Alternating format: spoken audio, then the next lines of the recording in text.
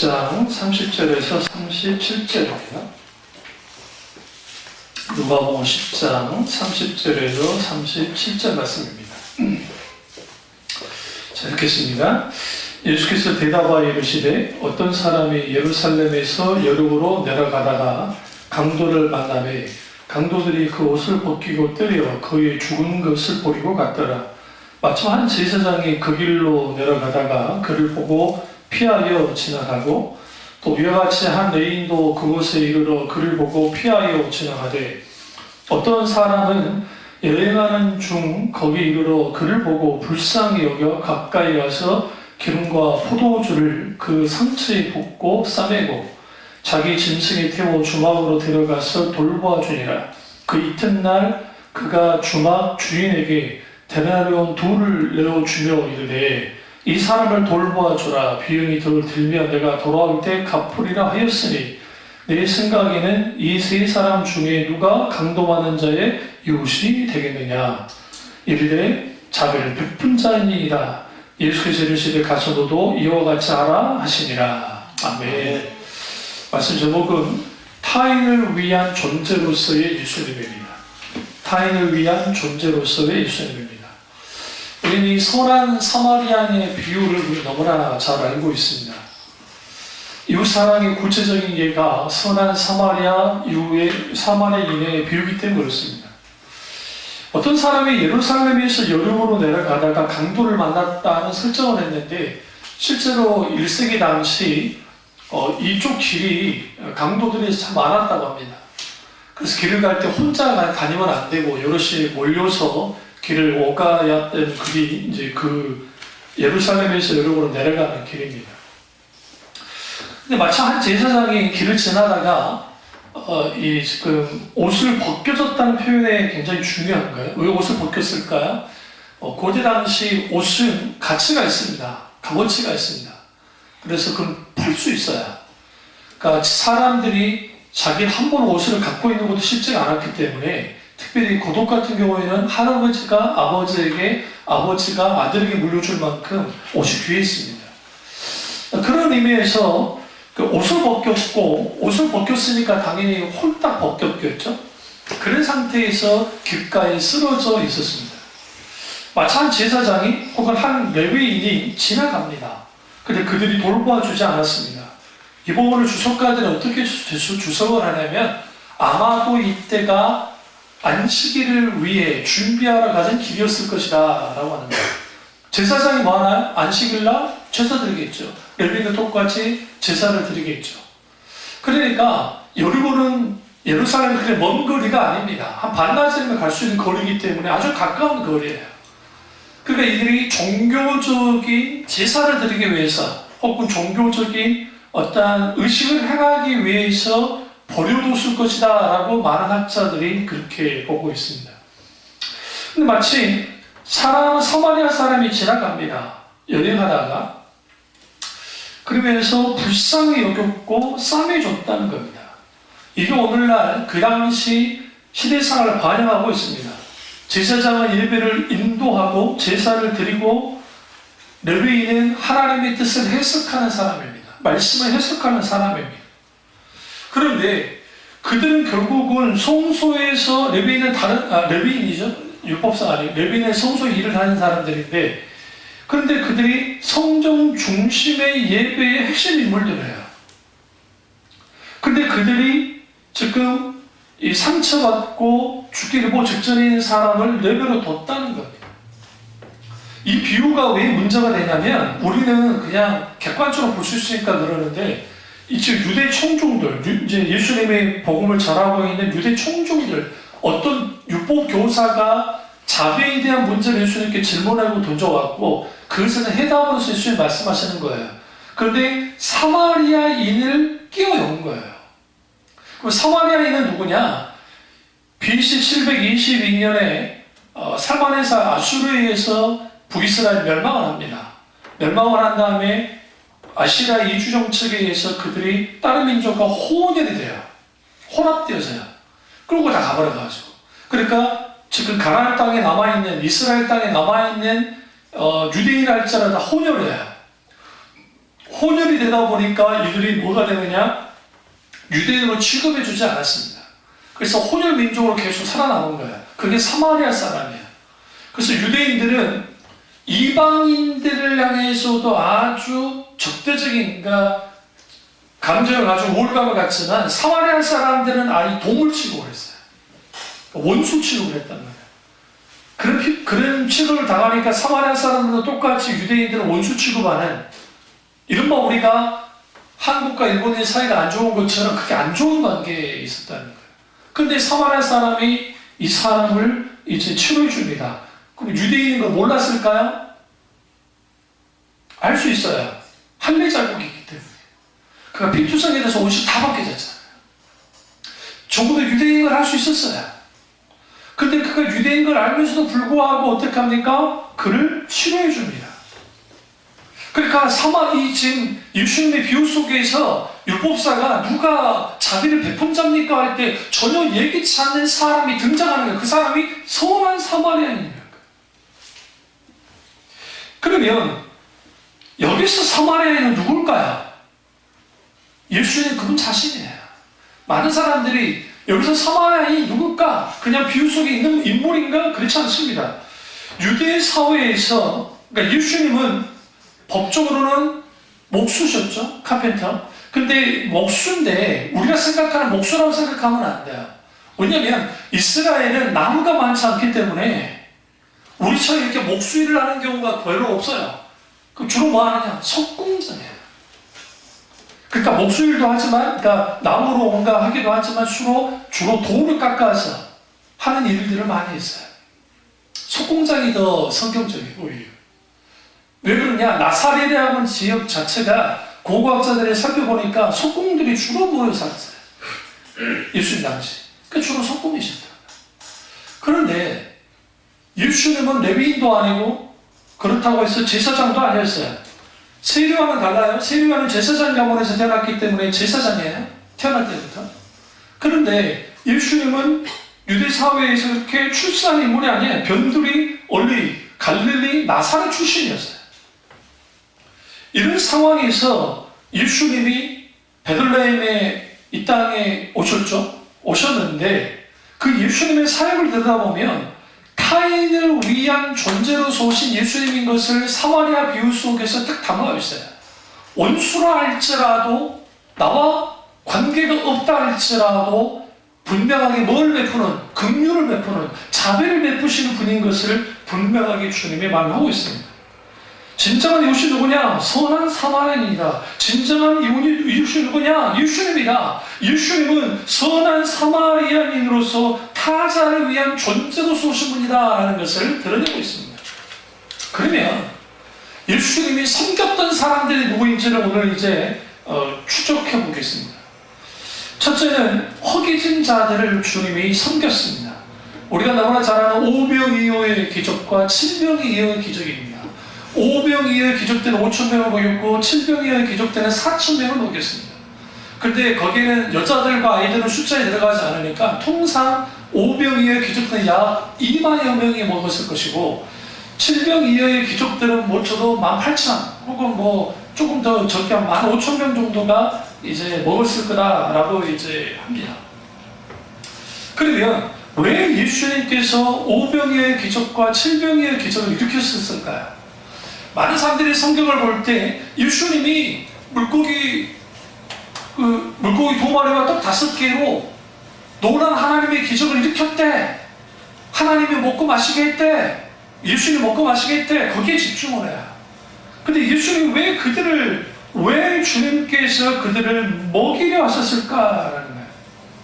성경은 놀랍게도 뭐라고 말하냐? 그들을 불쌍히 여겼다라는 거예요. 그들이 허기진 상태에서 집으로 돌아가다가 그들의 길에 쓰러질까 염려된다. 그들을 불쌍히 여기셨다는 거예요. 그럼 왜 주님이 먹을 걸 주라고 했을까요? 제자들에게. 그를 시험하기 위함이다 라고 말했죠. 그럼 이 일을 하신 이유는 빈들이라는 데 집중하셔야 돼요. 누가복음 9장 12절에 무리를 보내어 두루 마을과 촌으로 가서 유아에 먹을 것을 얻게 하소서. 우리가 있는 여기는 빈들이니이다. 여기서 빈들이라는 표현은 이제 성경에서 우리가 번역을 할 때에 한글 성경으로 번역할 때 빈들 혹은 광야 뭐 그런 식으로 번역을 해요. 근데 여기 빈들은 뭐냐면 광야란 말이야. 광야. 광야에서 구약의 이스라엘 백성들을 하나님이 어떻게 먹이셨나요? 모세를 통해 만나를 먹이셨죠. 그 만나를 먹이신 사건이 동일하게 광야에서 빈들에서 일어나고 있어요. 다시 말하면 그때 만나는 뭘 상징하죠? 이건 예표가 예수 그리스도를 예표해요. 사실 만나라는 게. 그 만나는 말 그대로 먹는 음식이에요. 떡과 물고기를 그들에게 주셨어요. 그리고 그들이 그 배부름으로 인해서 예수는 왕으로 삼으려고 합니다. 성경 자세히 보시면. 그래서 예수님이 떠나시죠. 피하시죠. 그리고 따로 기도하십니다. 그러다가 제자들 먼저 보냈는데 풍랑을 만나고 풍랑 맞던 그들에게 예수님이 물 위로 걸어오셔서 찾아오셔서 그들을 구원하시고 그 다음에 건너편을 건강하십니다. 그때 5병의 기적을 경험했던 사람들이 또 상당수 예수님을 따라옵니다. 그때 예수님이 뭐라고 합니까? 너희가 나를 따라온 것은 먹고 배부른 까닭이다 했다. 먹고 배부른 까닭이다. 그러면서 예수님이 5병의 기적을 일으켰던 이유에 대해서 말합니다. 뭐라고 말씀하시느냐? 내가 너에게 5병의 기적을 일으킨 것은 결국은 내가 생명의 떡인 것을 알게 하기 위함이다.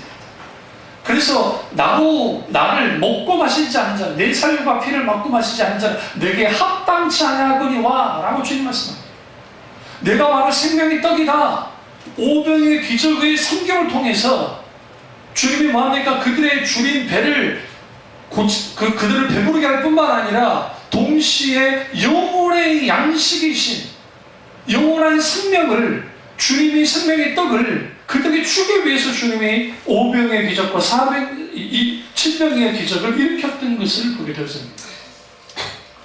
다시 말하면 주님이 초자일적인 하나님의 능력의 역사가 나타난 것은 빈들을 허기진 상태로 돌려보내면 도중에 쓰러질까봐 염려됐던 그 마음도 있었고 또 하나는 예수 그리스도 그분이 생명의 떡이신 것을 사람이 떡으로만 사는 것이 아니요 오직 주의 입에서 나오는 말씀으로 말미암아 살리란과 같은 이라는 그 말씀처럼 결국은 모든 하나님의 사람들은 물질을 가지고 살지만 사실 근원적으로 사는 것은 하나님의 말씀, 영원한 양식을 가지고 산다는 것을 분명하게 주님이 드러내고 있어요.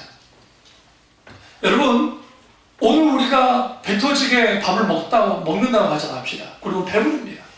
그럼 배부름이 영원합니까? 그렇지 않습니다. 소화되면 또 배설하면 또 배고픕니다. 인생이 그래요. 오늘 우리가 물질로 살면 돈만 바라보고 살면 내가 돈을 바라보고 물질을 바라보고 계속 바라보고 살잖아요. 벌고 내가 그 물질을 가지고 살아가는 거 물질 중요합니다. 중요하지 않다는 게 아닙니다. 근데 그건 계속 한다고 해서 그것이 내게 채워지지 않아요. 배고파요.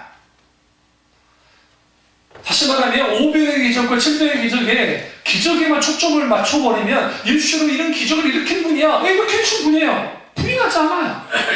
그러나 그 기적을 일으켰던 이유가 뭐냐는 거야. 영원한 생명이 되신 그분을 먹고 마시도록 다시 한번 예수 그리스도의 십자가의 복음을 온전히 먹고 마시기를 주님이 너무 원하셨다는 것이죠. 두 번째는 주님이 타인을 섬기는 분으로서 섬긴 자들이 누구냐? 각종 병자들을 고치셨습니다. 예수님은 3대 사역이 있는데 하나는 가르치셨고 하나는 전파하셨고 하나는 고치셨습니다. 근데 놀라운 것은 고치신 게 3분의 거의 60%의 사역이 고치신 사역이 있어요. 우리는 병 고침에서 가장 중요한 게 뭐냐면 병을 고침받는 게 아주 중요합니다. 오늘날 의학이 엄청나게 발전했지만 오늘날 대학병원을 누가 먹여 살립니까? 60세 이상 할머니 할아버지들이. 왜 그런지 아세요? 과거에는 오래 못 사니까 금방 돌아가셨잖아요. 과거에는 그렇잖아요. 못 먹고 못 살 때는. 그러니까 이런 질병을 만나볼 이유가 별로 없었어요. 왜? 빨리 돌아가셨으니까. 다들 빨리 돌아가셨으니까. 그리고 오늘날은 스트레스가 받아서 질병이 과거에 비해서 많은 질병들이 생겼어요. 그러다 보니까 오늘날 대학병원을 먹고 살리는 게 할머니 할아버지들이 다 먹고 살리는 거야. 그러니까 적은 날에 돈을 열심히 일해서 벌었다가 노년에 대학 병원에 그냥 갖다 주는 거예요. 그게 오늘의 인생이에요. 안 그럽니까? 그게 외국이나 우리나라 똑같아요. 똑같아요. 그러니까 예수님 당시에는 더 심하겠죠. 의사도 많지 않고 또 환경적으로 좋지 않기 때문에 수많은 질병에 노출됐습니다. 근데 예수님 그들이 병을 고치셨어요. 왜요? 예수님이 이사야 53장 그리고 주님의 고난의 종으로 오셔서 우리의 질고를 지고 우리의 모든 고통과 아픔을 담당하는 분으로 오셨기 때문에 마땅히 주님이 치료하셨단 말이에요. 근데 여기서 중요한 게 있어요. 예수님이 병을 고치실 때에 소경을 고치고 병든 자를 고치시죠? 그런데 놀라운 것은 무슨 말하느냐? 때로는 주님이 고치셨다라는 표현을 쓰고 또 하나는 때로는 구원하셨다라는 표현을 씁니다. 병 고침의 목적은 그 사람의 육신의 질병을 고치는 것도 있지만 더 근원적인 목적은 뭐였느냐? 그들의 영혼을 구원하는 거예요. 여러분 나사로가 죽었다 살아났습니다. 얼마나 대단한 기적입니까? 4일 동안 썩어졌는데 살아났어요. 근데 그 나사로가 영원히 살았나요? 교훈이 하나 또 죽었습니다. 여러분 세상에서 두 번 죽은 사람이에요. 어쩌면서 불행한 거예요. 죽음을 두 번 맛봤어요. 한 번 맛봐도 힘든 거 두 번 맛봤다니까요. 이거 얼마나 힘들겠어요. 그러니까 여러분 우리가 하나 아셔야 되는 게 어떤 사람이 하나님 앞에 기도할 때 기도해서 병 고침 받는 것도 은혜예요. 크신 은혜죠 뭐. 그런데 하나님께서 디모데의 질병과 그리고 사도 바울의 질병에 대해서는 특별히 사도 바울의 그 영혼의 가시 그 주로 안제를 것이다 라고 하는데 그 다음에 뭐 쓰러지는 우리 간제를 것이다 라는 표현을 쓰는데 세 가지 가시에 대해서 주님이 치료해 주지 않았어요. 그 능력이 종을 향해서. 왜요? 교만하지 않게 만들려고. 여러분 때로는 너무 건강해가지고 내가 병원 한 번도 가본 적이 없어. 내 마음대로 살고 나를 믿지 하나님을 믿느냐? 그거 좋은 게 아니에요. 병든 것 자체가 좋은 건 아니지만 그 병듦의 계기가 주님을 찾는 계기가 된다 한다면 그거 얼마나 복받은 겁니까? 어떤 면에서. 주님 우리에게 병을 주신 것은 아니지만. 그러면 우리는 그 사람이 예수님이 이렇게 말합니다. 마태복음 11장 5절 누가복음 4장 18절 보면 소경이 오며 안전뱅이가 걸으며 기모거리가 들으며 문둥이가 깨끗하다고 하며 죽은 자가 살아나며 가난한 자에게 복음이 전파된다라고 합니다. 마태복음 9장 35절 예수께서 모든 도시와 마을에 두루다니사 그들의 회당에서 가르치시며 첫 번째 말씀을 가르쳤습니다. 종교복음을 전파했습니다. 프리치는 거예요. 그 다음에 모든 병과 모든 약한 것을 고치십니다. 병 고치면 육신의 병뿐만 아니라 그들의 영혼의 병까지 고치는 거예요. 근본적으로 구원받는 게 가장 중요해요. 구원받는 거. 그러니까 예수님이 왜 그들을 병든 자를 섬기셨느냐? 궁극적인 목적은 그들을 힐링하기 위해서 아니라 뭐하기 위해서? 구원하기 위해서요. 세상에 한참 유행할 때 힐링 한참 떠들었죠. 웰빙, 힐링. 웰빙, 우리가 정말 잠고 잘 살자는 거예요. 힐링, 그거 힐링하다는 거죠. 근데 여러분 그 힐링이라는 게 병 고침 됐다고 해서 그들이 다 좋아지는 게 아니에요. 저 이제 말씀드렸잖아요. 열세중학교에 목사님이 갑자기 이런 생각 안 나는데 윤석전 목사님이 어떤 분이 암 말기가 돼서 와서 기도해 주는데 하나님이 놀랍게 치유하셨어요. 그분을. 그러니까 의사도 포기하고 다 포기했는데 하나님이 고쳐준 거죠. 그러더니 이분이 이제 감사함금을 10만 원 드렸다잖아요. 10만 원을 드리고 그리고 한 3개월 정도 교회를 다녀주고 그 다음에 안 나오길래 목사님이 이제 신방 교구 목사님한테 알아봐라 어떤 일이냐 하니까 3개월 정도 다녀드렸으면 지금 다 했습니다. 그리고 안 나오는 거예요, 교회를. 그 윤석철 목사님이 그 말 하는 거예요. 야, 우리가 만약에 암을 수술을 해도 아마 수천만 원이 들 텐데, 그 항암 치료부터 시작해서 아마 집안치를 날려도 안 될 만큼의 돈이 들 텐데, 간사한 거 10만 원 하는 거 믿음이 그러니까 그걸 다 치더라도, 그래도 적어도 예수를 믿으려면 지 인생을 걸면서 예수를 믿어야지. 그 3개월이에요, 3개월. 여러분, 그 사람이 치유된 게 복입니까? 독이 되는 겁니까? 독이에요, 독. 그게. 히스기야가 하나님 앞에 죽을 병에 걸려서 막 기도하죠. 근데 하나님이 그 이사야 선지자가 뭐라 합니까? 단지 죽습니다 하니까 억장이 무너지는 거예요. 기도했는데도 죽는다 하니까. 그러니까 그가 하나님 앞에 벽을 치면 막 계속 기도한다. 하나님 치료해 주십시오. 그러니까 하나님이 그 기도를 들으셔서 15년 동안 생명을 연장시켜 줍니다. 제가 늘 말씀드렸죠. 그 15년 안에 누가 태어났어요? 모라스가 태어났어요.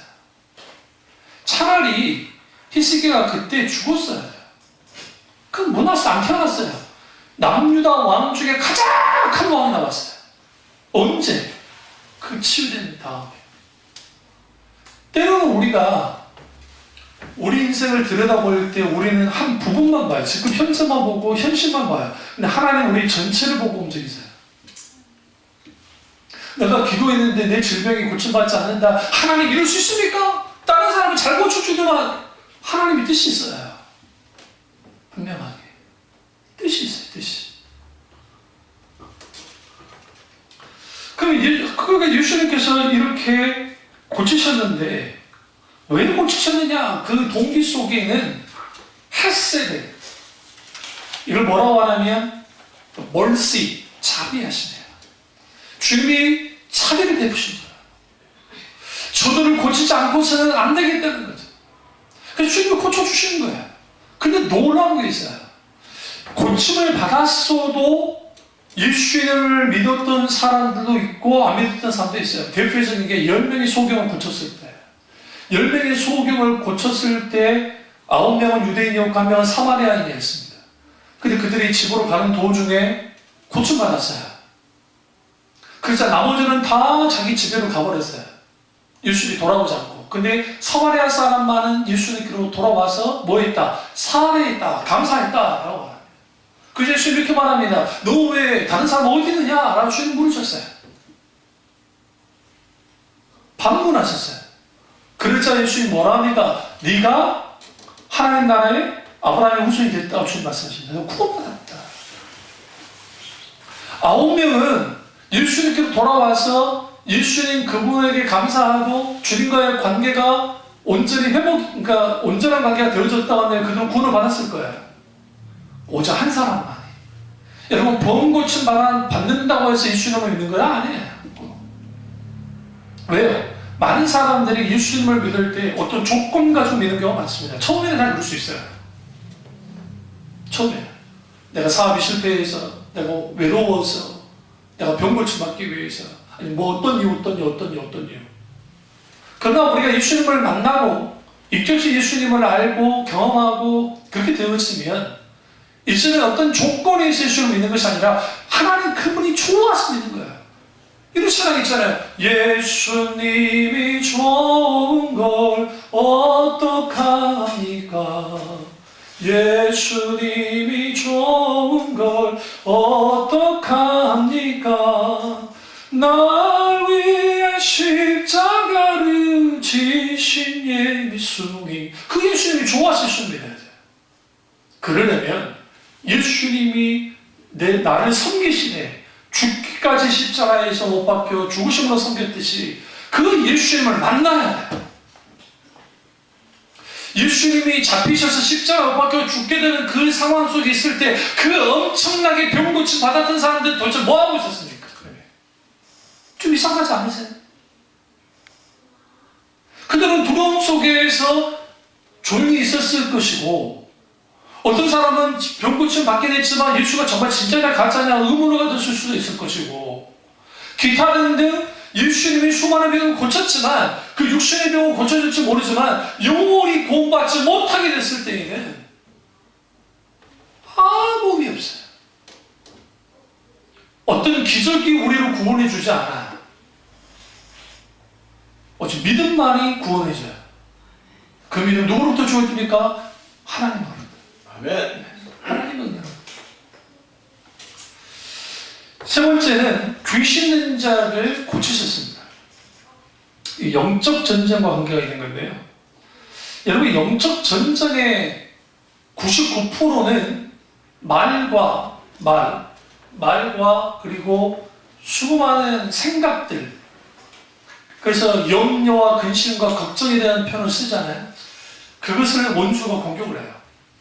마틴 루터 목사님이 뭐라고 말씀했냐면, 새가 우리 머리 위로 날아다니는 것은 막을 수 없다. 그러나 새가 집을 짓는 것은 막을 수 있다. 그 위에서 나는 새는 사탄의 상징이에요. 사탄이 왔다 갔다 하면서 우리에게 잘못된 생각들을 막 부어줘요. 갑자기 걱정이 생길 때 있죠. 갑자기 기분이 나빠질 때가 있고, 아니 평상시 같은데 그럴 때 있어. 물론 이건 있어요. 이제 나이가 들어가지고 갱년기가 오면 갑자기 호르몬 변화해서 그럴 수도 있지만, 그런 게 아니고 원수가 우리에게 생각으로 아니면 어떤 다른 사람의 말을 통해서도 갑자기 그렇게 되기도 하고, TV 보다가 뭐 어떤 말을 듣거나 하기도 하고, 갑자기 혼자 있을 때 그런 일이 벌어지는 거 원수가 하는 거야. 그때는 어떻게 해야 되냐? 나사렛 예수 그리스도 이름으로 귀신 쫓아내야 돼. 예, 더러고 추악한 생각을 갖게 하는 더러고 추악한 귀신 물러가라. 살아남을 선포하세요. 왜요? 너로 지킬 만한 것보다 내 마음을 지켜라. 생명의 근원이 일상함이니라. 마음을 지켜야 돼요. 우리에게 만약에 우리가 어떤 생각이 딱 사로잡히잖아요. 그 잘못된 생각에. 그러면 사탄이 그걸 틈타서 공격해 들어와요. 그래서 영적 전쟁의 99%는 말과 생각이에요. 생각이 마음으로 영향을 주고 마음에 있는 것이 입으로 말로서 나타나기 때문에, 이거 그러니까 우리는 평상시 죄질 때 뭘로 주로 많이 죄져요? 말이잖아요. 우리 딸이 있는 분들, 엄마와 딸 관계 전쟁도 많이 치르죠. 네? 딸들이 탁탁거리고. 그러면 여러분이 딸 때에는 그러지 않았나요? 그렇잖아요. 그럼 주로 거기에서 좋지 않은 말들 오갑니다. 똑같아요. 이게 보편적인 거잖아요. 수많은 죄를 말로써 짓죠. 그런데 저도 뭐 축사 귀신을 쫓아내는 경험이 꽤 있습니다. 20몇 번 있는데, 영적 전쟁할 때 실제 정말 귀신이 들어가는 경우가 있어요. 그 케이스예요. 그러면 김기동 씨나 이춘석 씨 같이 사람들이 이렇게 서가지고 눈까지 끼고 귀신아 물러가라 하면 그게 귀신 쫓아내는 겁니까?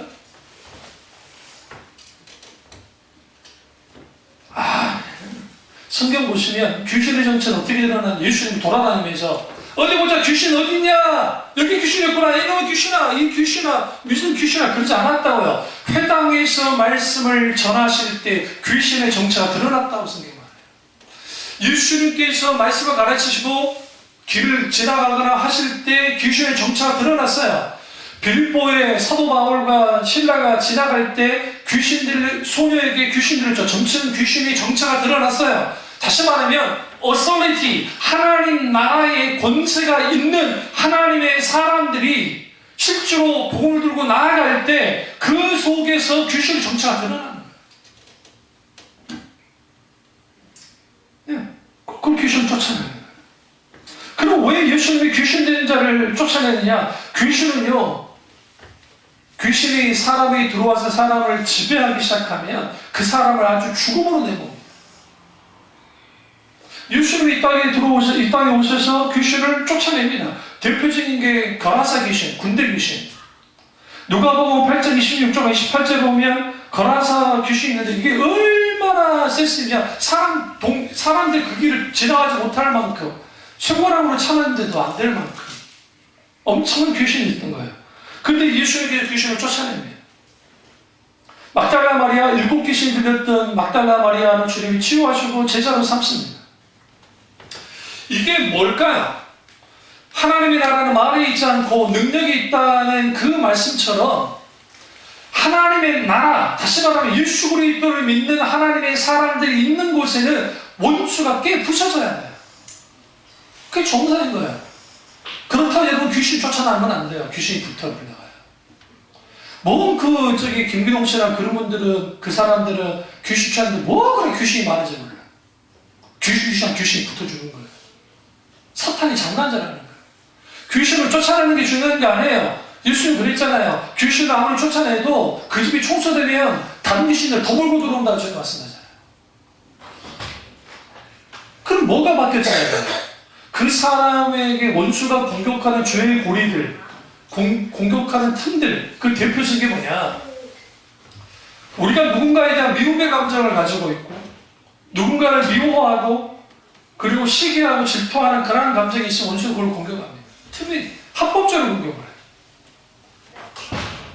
틈을 보고. 왜? 사탄은 참소하는 자이기 때문에. 거짓이 안 되기 때문에.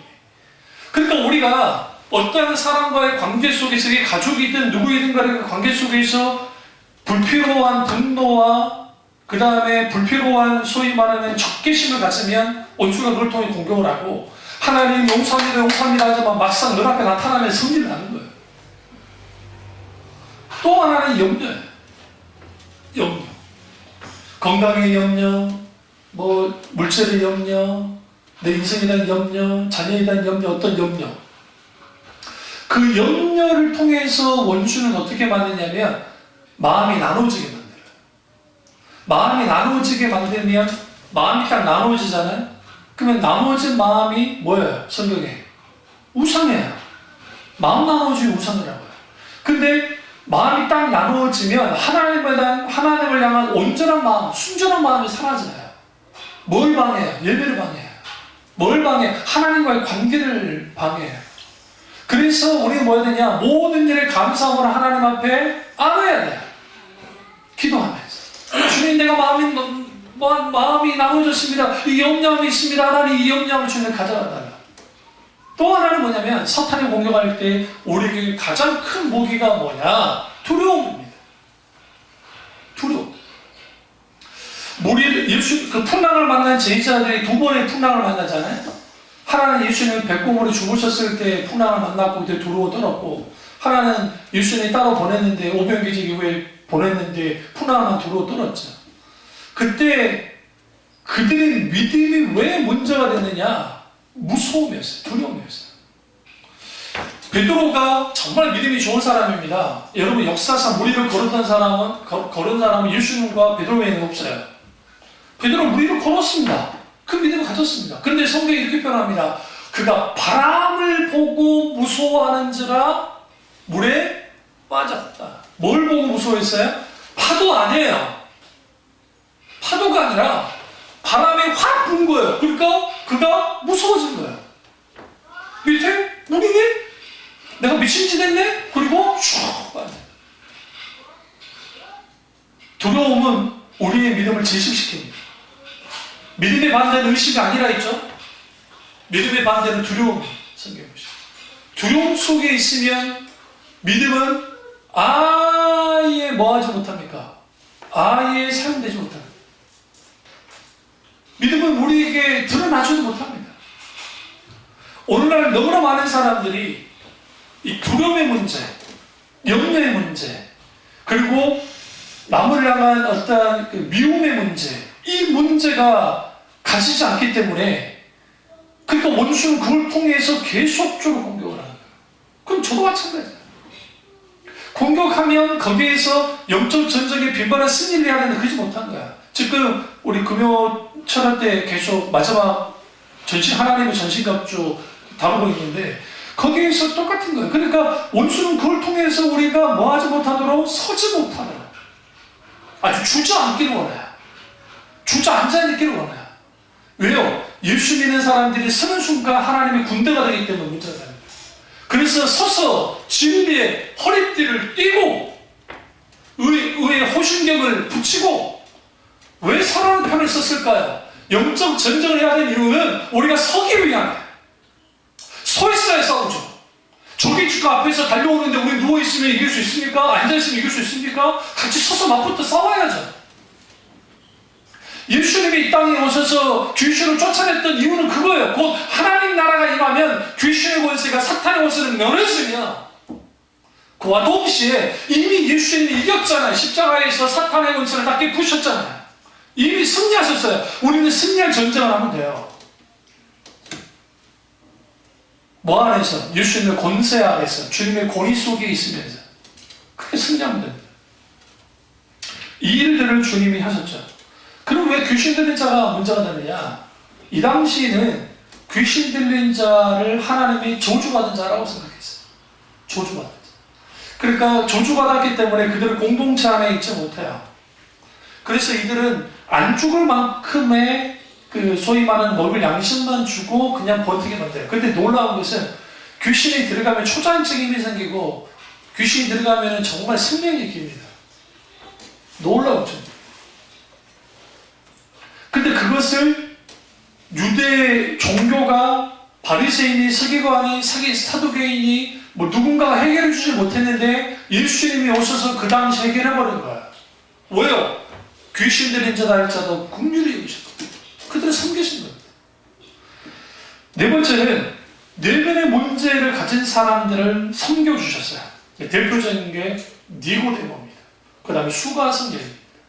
여러분 니고데모가 누굽니까? 니고데모는 사내들인 공회의 회원입니다. 오늘날 말하면 국회의원 같은 사람이에요.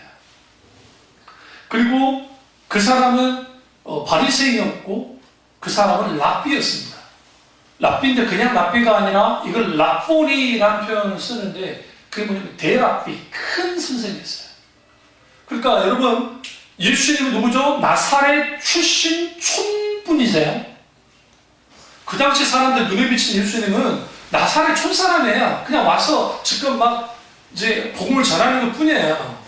그러니까 그 당시 계급사회니까 예수님의 그 사회적 위치와 그리고 사회 종교적 위치와 그리고 니고데모의 사회 종교적 위치에는 비교할 수 없어요. 상상할 수 없어요. 즉 예수님과 대화 나누는 것조차도 부끄러운 정도의 위치를 갖고 있어요. 근데 그가 조용히 밤에 눈을 피해서 찾아옵니다. 그리고 그가 예수님 앞에 묻죠. 어떻게 해야 영생을 얻을 수 있냐? 영생의 문제에 대해서 그가 진작에 고민하고 나옵니다. 그래서 예수님이 우리가 너무나 잘 아는 거듭나야 된다. 몸 어긴 해야 된다. 다시 태어나야 된다라고 주님 말씀합니다. 물과 성령으로 나지 아니하면 하나님 나라에 들어갈 수 없느니라 라고 주님 말씀하시죠. 근데 여기서 우리가 예수님과 지금 니고데모의 대화를 보시면 이거 좀 이상한 게 지금 니고데모가 나이가 많아요. 나이가 많은 사람인데 마치 예수님이 어린아이 다루듯이 그를 다룹니다. 성경 보세요. 여러분 같으면 성질 날까 안 날까요? 나지요. 새파랗게 젊은 게 인기 좀 있다고. 네? 인기 좀 있다고 세상 눈으로 보면 그렇게 나오니까 나 같으면 성질에서 됐어 갈란다 그럴 것 같은데 어떻게 다시 날 수 있나요? 예수님 또 면박 줍니다. 일부러 네가 선생인데 그거 모르냐. 우리 예수님 무리하신 분이 아니에요. 니고데모를 시험하는 거예요. 시험하지. 여기에서는 결론을 보여주지 않죠. 그가 중생했다는 것을 드러내지 않습니다. 성경에서는. 뭔지 아세요? 예수님이 십자가에서 못 박혀 돌아가셨습니다. 끝났습니다. 그 잘난 제자들은 다 도망쳤죠. 다 도망쳤습니다. 그 예수님을 따랐던 어마어마한 무리들 없습니다. 근데 아리마다 요셉과 니고데모가 나서서 뭐합니까? 예수님 시신달라고 그랬어요. 여러분 지금 예수님은 그 당시 눈에 보면 아주 부활할 걸 몰랐기 때문에 실제로 부활하지 않았잖아요. 그러니까 예수님은 이제는 실패한 분이에요. 끝장이 난 분이에요. 그럼 여러분 같으면 여러분의 정체를 드러낼 필요가 없잖아요. 굳이.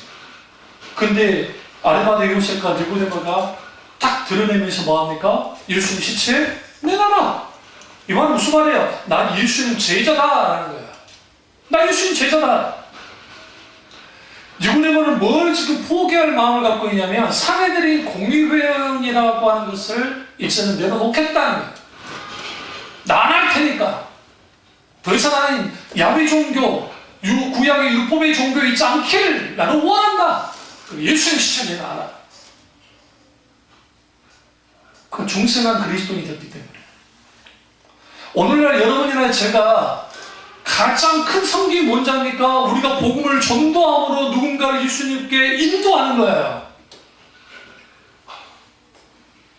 단순히 교회에 사람을 채우기 위해서 전도하는 게 아니라 각 영혼을 정말 내게 하나님께서 붙인 영혼들이 있다고 한다면 그 영혼들을 주님께 인도하는 거예요.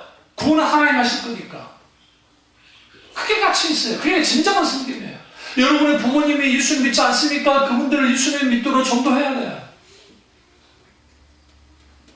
그게 뭐예요? 진정한 섬김입니다. 예수님 섬겨주시세요. 니고데모는 예수님의 제자가 되고 전승이 하면 그것도 순교가 납니다. 전승이. 우리가 너무나 잘 아는 수가성 여인. 그 수가성 여인은 남편이 여섯이다 막 그런 표현 쓰면 남편을 그렇게 막 갈아치웠나 보다 하는데 그게 아니고 형사 취수제를 하는 거예요. 우리나라도 고구려 때 있었어요. 형이 죽으면 동생이 형수가 지금 애가 없으면 남자 애가 없으면 아들이 없으면 동생이 그 남편이 되어주는 거예요. 그게 우리나라도 있었는데 그게 예수님 당시에 있었던 거예요. 근데 이 여자가 계속 남편을 바꿨어요. 왜? 그러니까 우리가 유다, 구약의 유다, 족장 유다 알지만 다말이 계속 죽잖아요. 아들 죽으니까 유다가 끝까지 마지막 막내 아들 죽을까 봐 안 내놓죠. 그것처럼 팍폭한 여자인 거예요. 그 시대에 배경을 가면. 그러니까 문제 있는 여자라고 생각해요. 그러니까 이 여자는 말 그대로 문제 있는 여자예요. 그러니까 사람들이 외면하는 거죠. 혼자 있는 거예요. 고립되어 있는 거죠.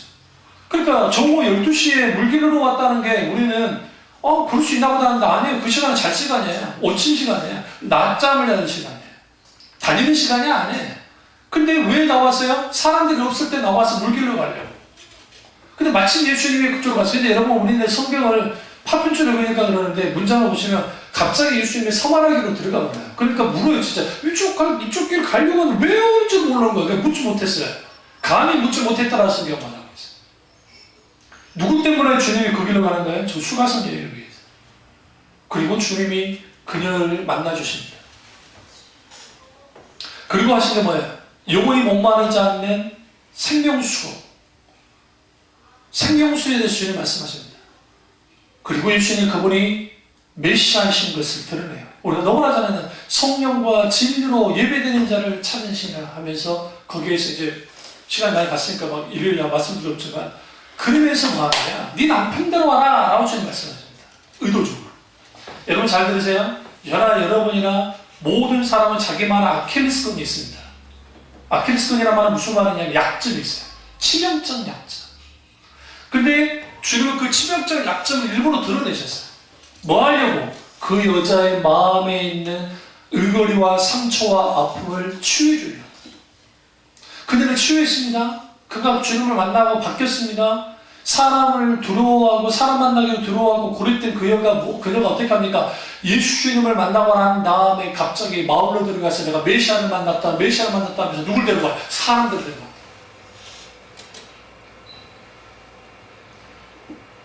여기서 우리가 볼 게 뭐냐면 예수님이 섬겼어요. 타인을 위한 존재, 타인을 섬기는 존재로서 예수님이 이 땅에 오셨는데 그 수가성 여인은 주님이 그렇게까지 섬겨주셨어요. 마지막 한 사람만 더 보겠습니다. 그게 뭐냐? 가늠하다 현장에 잡힌 여인이에요. 여러분 가늠하다가 현장에 잡힌 여인을 주님이 만나주신 것은 있을 수 없는 사건입니다. 왜냐하면 유대 율법에 의하면 가늠하다 현장에 잡힌 여자는 돌로 쳐 죽이게 돼 있어요. 그런데 문제가 되는 게 뭐냐? 이때가 로마 통치 시기란 말이에요. 그런데 사람들이 왜 예수님 앞에 가늠하다 현장에 잡힌 여자를 데려왔느냐? 그것은 예수님을 얽어매려는 거예요. 두 가지로 얽어매려는 거예요. 하나는 유대 율법에 의해서 얽어매고 하나는 로마 법에 의해서 매는 거예요. 유대 율법으로 매는 것은 뭐냐면 이거는 반드시 뭐 해야 돼요? 돌로 쳐 죽여야 될 거예요. 근데 예수님이 쳐 죽이면 안 된다 그러면 무슨 일을 벌어져요? 율법을 범하게 되고 설사 쳐 죽이잖아요. 돌로 쳐 죽이죠. 그러면 뭐에 걸리냐면 로마법에 걸려요. 그러니까 유대인들에게는 어떤 것도 자기들이 사용을 시킬 수가 없어요. 로마 총독의 권한이에요. 로마의 권한이라고 해요. 그러니까 로마의 권한이기 때문에 만약에 예수님이 그래 좋아 내가 나서서 돌로 쳐 죽이자 그러면 돌로 다 쳐 죽이잖아요. 그러면 예수님이 나섰잖아요. 그러면 누구에게 고발하면 돼요? 로마 총독에게 고발하면 예수님은 바로 잡힌단 말이에요. 예수님도 죽어야 돼요. 이게 아주 사악한 정말 뭡니까? 예수님을 향한 시험입니다. 그런데 예수님이 그 시험을 뻔히 알면서도 누구에게 집중하나요? 그 여자예요. 가나마다 현장에 잡힌 여자. 그리고 글을 쓰십니다. 몰라요. 뭐라 쓰시는지. 이걸 이제 유모세 목사님이 책에 쓴 책 가운데 열린다 성경을 보시면 아마도 그 구약 율법에 어떤 부분을 이렇게 썼을 거다라고 그분이 주장하는데, 그런데 그분 주장이고, 모르니까 천국 가서 물어보셔야 돼요. 뭔지 아시죠? 근데 분명한 것은 뭐냐면, 예수님이 죄 없는 자가 쳐라라고 말씀하시고, 죄 없는 자가 쳐라 말씀하시고, 그 땅에다가 글로 쓰셨어요. 왜 쓰셨을까요? 땅에다 글로 쓰는 행위는 뭐예요? 모세 율법이 어디에 기록되어 있어요? 책에, 돌판에. 의도적인 행동이에요. 의도적인 행동. 그걸 보는 사람들마다 성경을 놀랍게 돌아갔다고. 그리고 딱 두 사람 만났는데 누가 만났어요? 예수님과 이 여자예요. 그런데 놀라운 거예요. 나도 너를 정죄하지 아니하노니. 여기 집중했어요. 다시는 죄를 짓지 말라고 돌아가는 거예요. 정죄하지 않으신다. 주님이 정죄하지 않는다. 누구를요? 가늠하다가 현장에 잡힌 여인. 여기에서 우리 예수님이 어떻게 섬기죠? 그 사람을 자기 자신처럼 섬기세요. 내 이웃을 내 몸과 같이 사랑하라 주님 말씀하시죠. 내 몸이 누구예요? 내 몸, 나 몸. 내 몸뚱이같이 내 이웃을 사랑하라는 거예요. 내 이웃의 범주에는 가깝게는 가족이 내 이웃이에요. 가장 가까운 이웃이고, 범주, 그 다음에 친구, 그 다음에 뭐 사람들, 아는 사람, 지인들, 그리고 더하면 이제 우리나라 이민족, 그 다음에 세계 열방까지, 이게 이웃의 범주예요. 그런데 내 몸같이 사랑하는 거예요. 예수님의 섬김은 그런 섬김이었어요. 왜 주님이 그렇게 섬겨주셨을까요? 우리도 똑같이 그런 섬기는, 타인을 위한 존재로서의 사는 사람이 되게 하기 위해서 주님이 이렇게 섬겨주실 겁니다. 이 사실을 알고 정말 타인을 위해서 존재하신 은혜 주님, 그 예수님의 은혜를 좀 더 묵상하시고 그 주님이 사셨던 그 길을 따라가는 저와 여러분 되시기를 주님의 이름으로 축원합니다. 기도하겠습니다. 기도하실 때 주님,